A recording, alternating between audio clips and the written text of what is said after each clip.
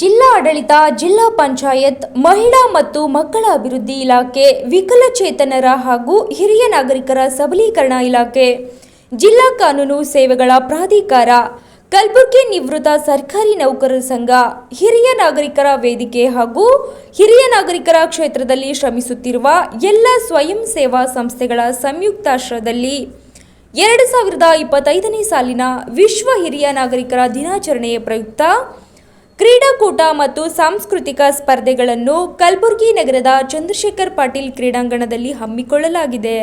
ಸ್ವಯಂ ಸೇವಾ ಸಂಘಗಳ ಕ್ರೀಡಾ ಒಂದು ಸಭೆಯ ಎಲ್ಲ ವೇದಿಕೆ ಮೇಲಿದ್ದಂಥ ಎಲ್ಲ ನನ್ನ ಆತ್ಮೀಯರೇ ಹಾಗೂ ನಮ್ಮ ಹಿರಿಯರಾದಂಥ ಅಮ್ಮವರು ಚರಣ ಪಾದಗಳಲ್ಲಿ ನಮಸ್ಕಾರ ಮಾಡಿ ನಾನೇನು ಹೇಳಿಕೆ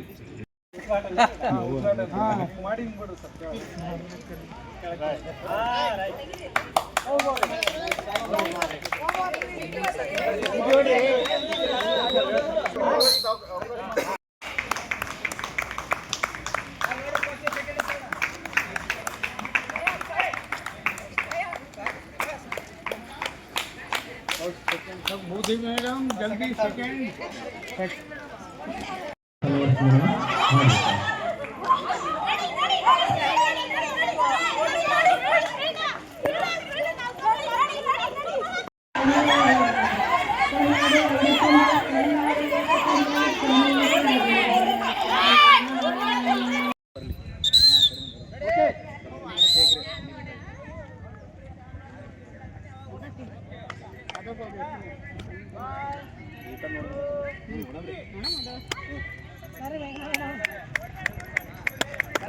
ಬರ್ಲಿ ಕಮಾನ್ ಬರ್ಲಿ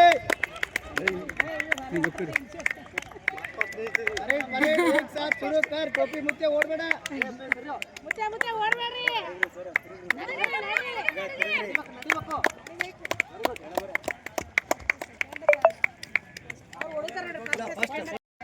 ಓಡೋದಿಲ್ಲ ಓಡೋದ್ರಿಗೆ ಕೆಲಸ ಮಾಡ್ಬೇಕು ನೋಡ್ರಿ ಮೇಡಮ್ ಓಡೋದ್ರಿಗೆ ಕೆಲಸ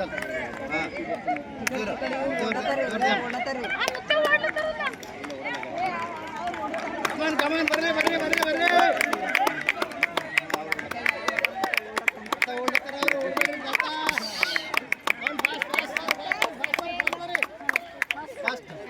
राम शिलायण्याची जनकन शिवधनुष्या मुरिधन राम शिवभक्त रावळ ज्ञान संवरशी मेरदन राम हरिहार सारी ಹೇಳುವೆ ನಾಮ ಇದೇ ರಾಮ ನಾಮ ಪರಮ ರಾಮ ನಾಮ ಪರಮಾತ್ಮನ ಧ್ಯಾನ ಇದೆ ನಾಮ